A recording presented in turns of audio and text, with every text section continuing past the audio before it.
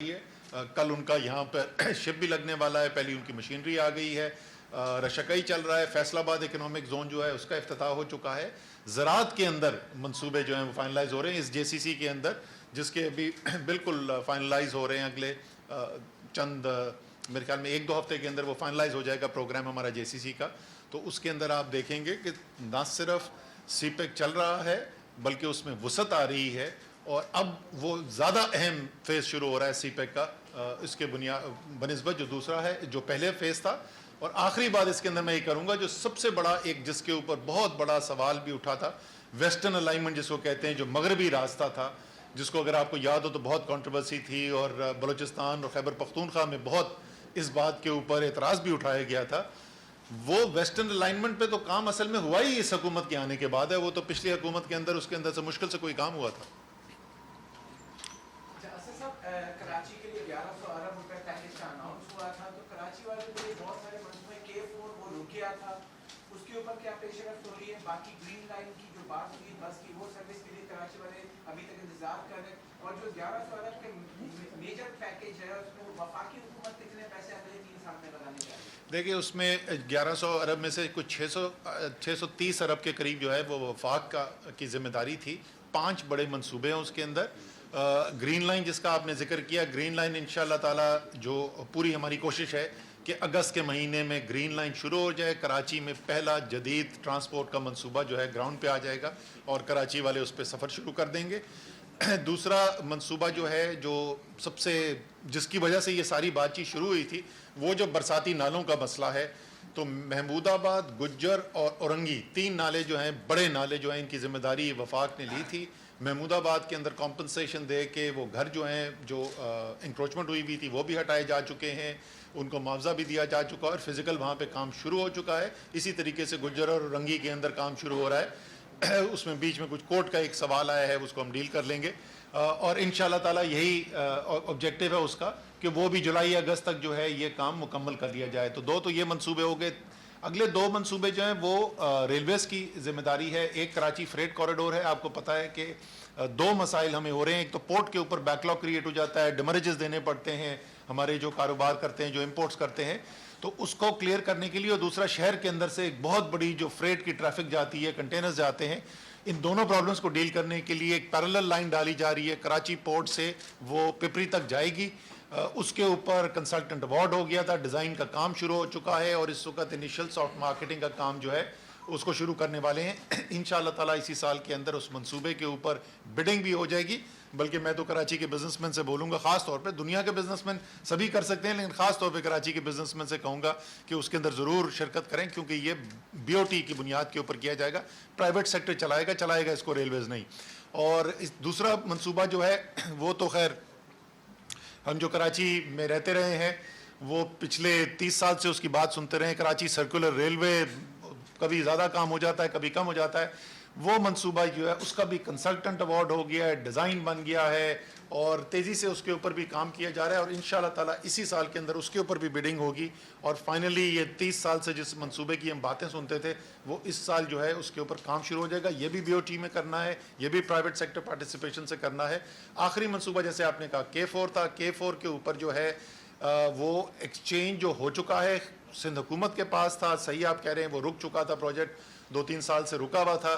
وابڈا کے پاس اب وہ ذمہ داری دی گئی ہے، وابڈا اس کی ری انجینئرنگ کے کام اس وقت کر رہا ہے، اور اس منصوبے کے اوپر امید ہے کہ second half of the year کے اندر کام ہو جائے گا، کیونکہ یہ سارے جو وفاق نے لیے تھے سوائے برساتی نالوں کے، باقی جو پروجیکٹس تھے وہ بڑے نوعیت کے پروجیکٹ تھے، تو ظاہر ہے اس میں پہلے ڈیزائن کا کام ہوتا ہے، پھر بڈنگ ہوتی ہے، ایوارڈ ہوتا ہے، تو شروع کے اندر آپ کو فزیکل کام نظر نہیں آتا، لیکن انشاءاللہ اس سال کے آخر تک آپ کو یہ تمام منصوبے جو ہیں وہ چلتے ہوئے نظر آئیں گے۔ سر آپ کی گورنمنٹ ریٹ کے بارے میں بات کرتی ہے، ایکسپورٹ کے بارے میں بات کرتی ہے، لیکن پرائسز جو ہیں وہ آئے روز نئے ہوتے ہیں۔ آپ جیسے کاٹن یارن کا مسئلہ ہے، ویٹ کا مسئلہ رہا، پھر شوگر کا مسئلہ آ گیا، انفلیشن بڑھتی جا رہی ہے، تو پلاننگ کہاں ہے گورنمنٹ کی؟ کیا پلاننگ کر رہے ہیں آپ لوگ؟ ابھی ایک ڈیسیجن آیا انڈیا سے امپورٹ کا، وہ بھی آپ نے جو ہے اس کو نظر انداز کر دیا، تو آپ کے پاس پالیسی کیا ہے؟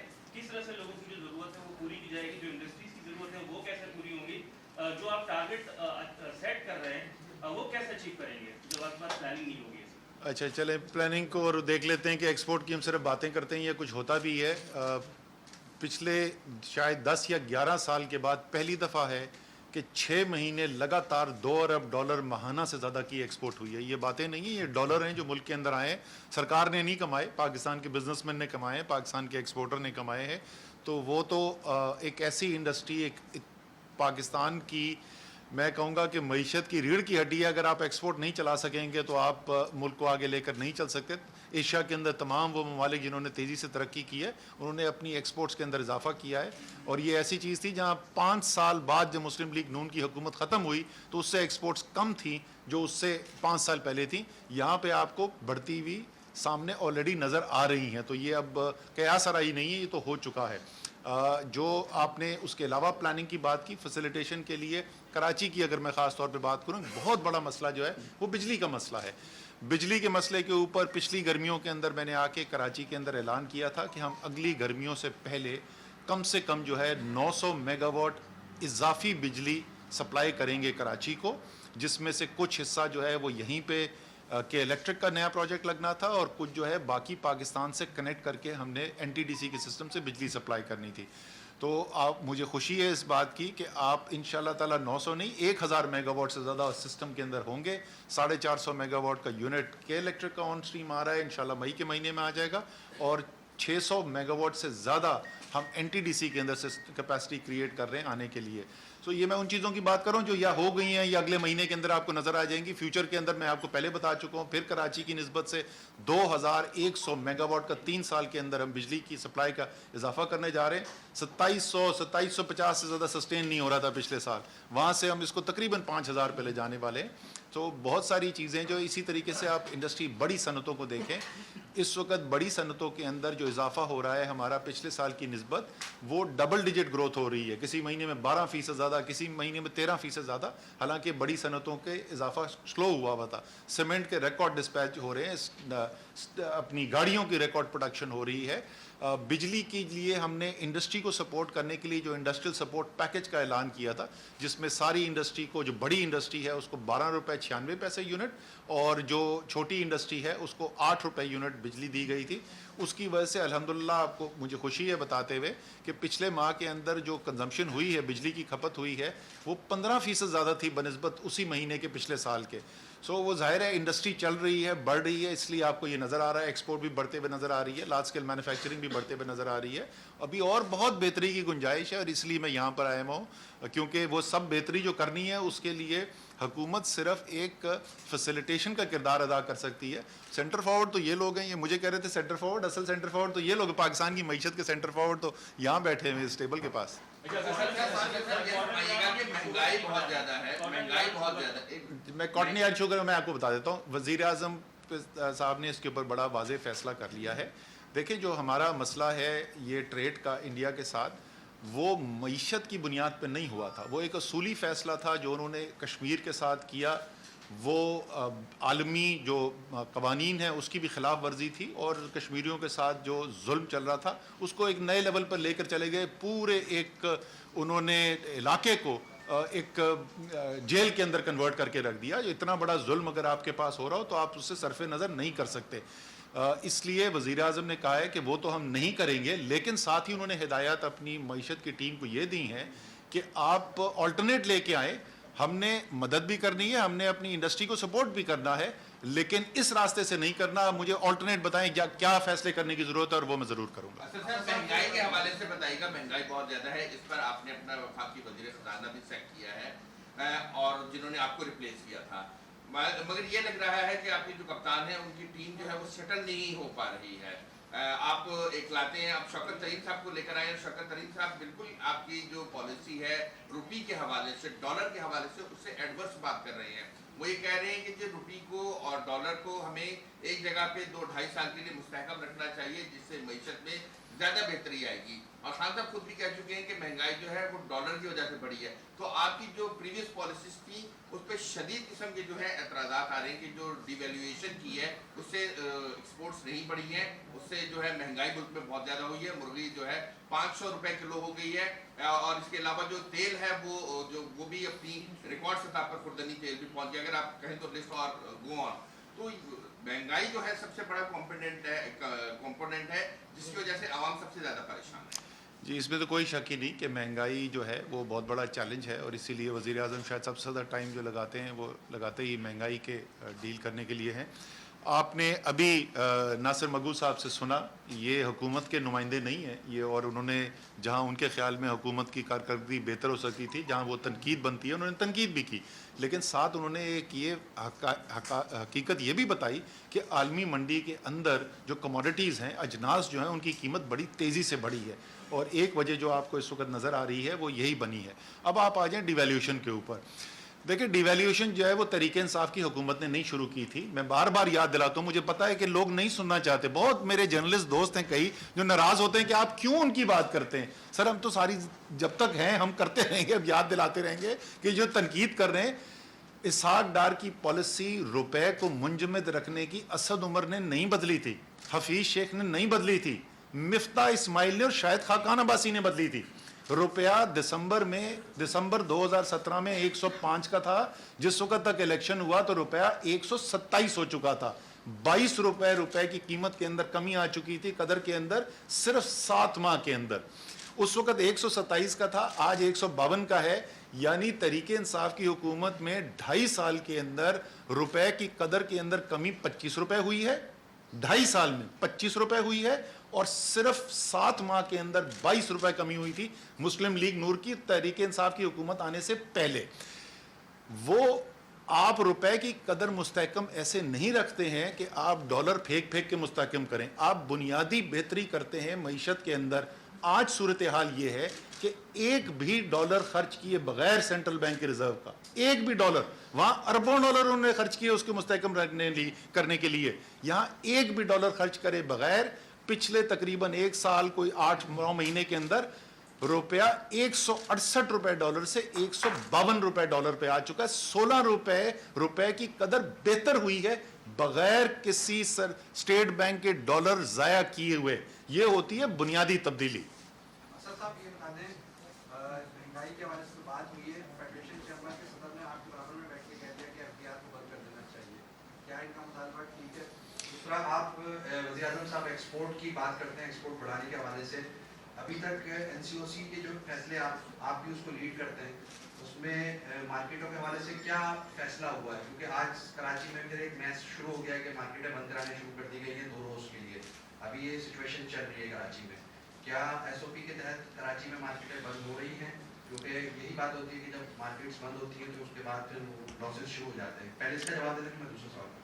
अच्छा, इससे पहले आपने एक और चीज पूछी थी, उससे पहले एफबीआर वाला। सर, एफबीआर का इसका जवाब जो है वो हम आदर से लेंगे, लेकिन चले मैं आपको वो बोल देता हूँ जो मैं ऑन कैमरा ऑन एयर बोल चुका हूँ, और उस वक्त बोला था जब मैं ऑपोजिशन में नहीं था, जब मैं वजीर खजाना पाकिस्तान का था, और मैंने ये सवाल और मैंने कहा ये था, मुझे याद है वो इवेंट भी कौन सा था जिसके अंदर हमने 100 सबसे बड़े टैक्स पेयर्स को अवार्ड दिए थे, तो वजीर आजम उसको चीफ गेस्ट थे उसके अंदर, तो उनके सामने मैंने कहा था कि मैंने कहा एफबीआर मुझसे इतने सवाल पूछती है या पाकिस्तान के किसी टैक्स पेयर से इतने सवाल पूछती है जो आप अपनी बेटी का रिश्ता देने से पहले भी नहीं पूछते, उन सवालों का करते क्या है? सो क्या एफबीआर की कारकर्दगी के अंदर बेहतरी की गुंजाइश है? इसमें कोई शक नहीं है। उसका इलाज क्या है, बंद करना है, कुछ और, वो मैं हमाद अज़हर साहब उसका जवाब दे देंगे।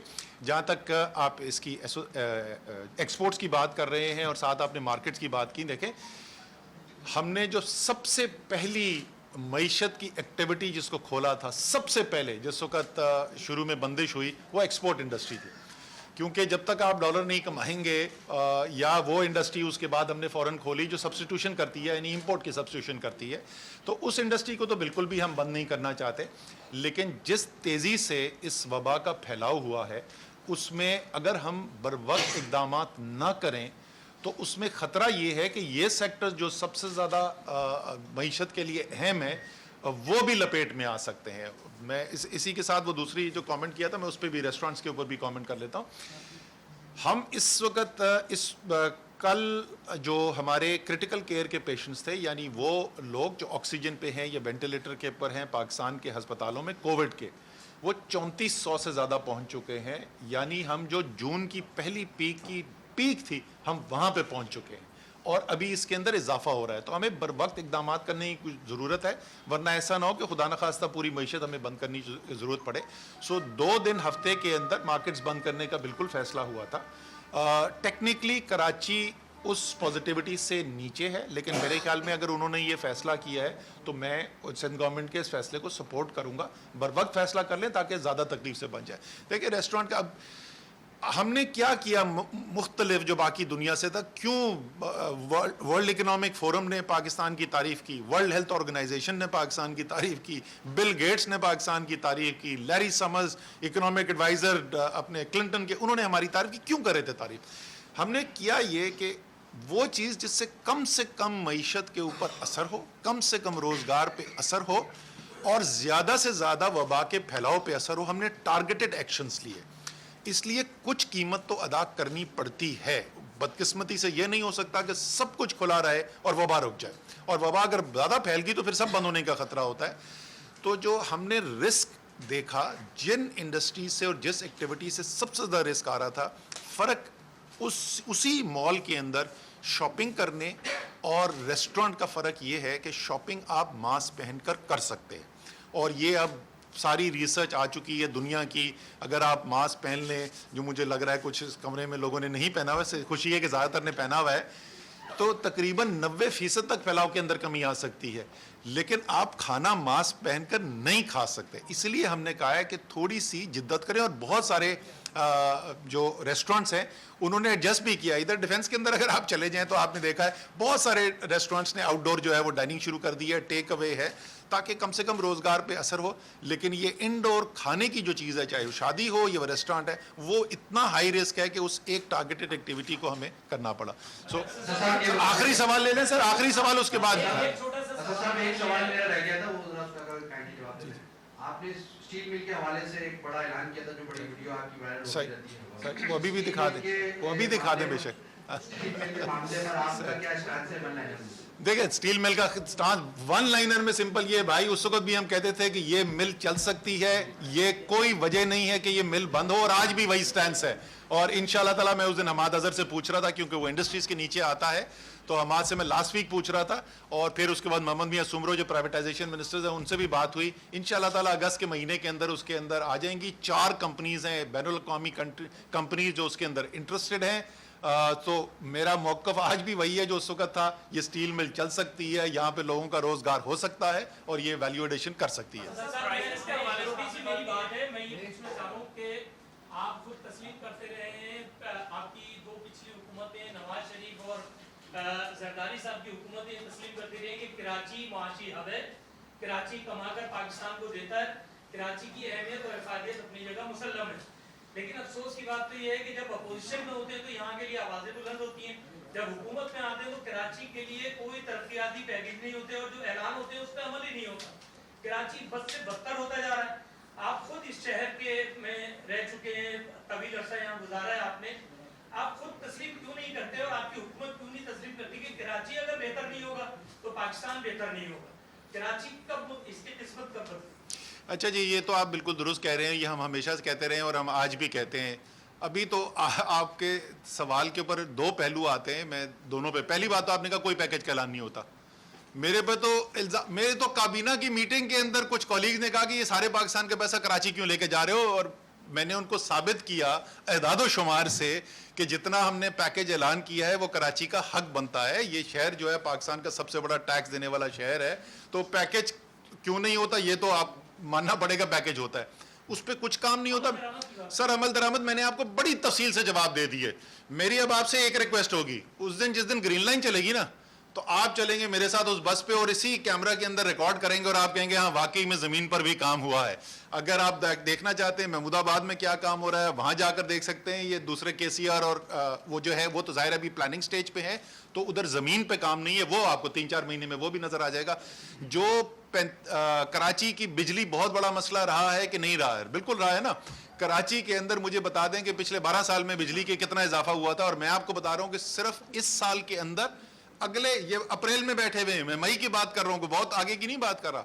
450 मेगावाट लोकल प्रोडक्शन यहाँ स्टार्ट होगी, 600 मेगावाट एनटीडीसी के सिस्टम से 1000 मेगावाट ऐड करने जा रहे हैं और 3 साल के अंदर 2100 मेगावाट ऐड करने जा रहे हैं। सर ये बड़ी बड़ी चीजें, ये छोटी चीजें नहीं है। सर आखिरी कर दे, हम तो इनके पास आए थे। 630 अरब रुपए का जो क्वांटम है, उसके हिसाब से जो आप 3 साल का प्लान कर रहे हैं, वो उस क्वांटम के प्रोजेक्ट्स नहीं आप बता पा रहे हैं। सर मैंने तो आपको एक एक 5 नाम लेके प्रोजेक्ट बताए यार। उनका क्या है क्वांटिफिकेशन, क्या कितना, किसमें कितने? पहली बात तो मैं ये भी कई दफा बता चुका हूं, लेकिन मैं आपको सिर्फ बता देता हूं, उसमें सिर्फ केसीआर ही 300 अरब रुपए का है। उसके अंदर जो आपका K4 है वो तकरीबन 70 अरब रुपए का है। आपका फ्रेट कॉरिडोर जो है वो 130 अरब रुपए पे ऑलरेडी दे चुका हूं। मेरी अब दरखास्त है प्रेस मीडिया से, लेकिन जब डाउन होते हैं 2019 में एडिबल ऑयल के प्राइसेस 45% डाउन हुए। इसी तरह ये जो कार वाले हैं, डॉलर बढ़ता है तो कम्पीट कर रहा हूं, डॉलर बढ़ जाए तो वो प्राइस बढ़ा देते हैं। इस तरफ थोड़ा सा माइन्यूटली देखने की जरूरत है कि जब प्राइस इंटरनेशनल कम हो तो वो फिर कम भी हो ऑन द ग्राउंड। जायज बात। बहुत बहुत शुक्रिया प्रेस मीडिया का, आपने इस्तेमाल किया और बड़े तफसील से वज़ीर साहब ने उसका जवाब दिया। मैं आपसे दरख्वास्त करूँगा कि अगर आप अपना इक्विपमेंट यहाँ छोड़ें और हमारे इन हाउस जो हमारा सेशन है उसको शुरू करें और उसके बाद भी आपसे मुलाकात हो जाएगी। इक्विपमेंट ले जाने वरना उनको इधर ही रुकना पड़ेगा। इक्विपमेंट ले जाने चलो, इतनी देर में उठाते हैं, बातचीत शुरू करते हैं, इतनी देर में उठाते रहेंगे साथ।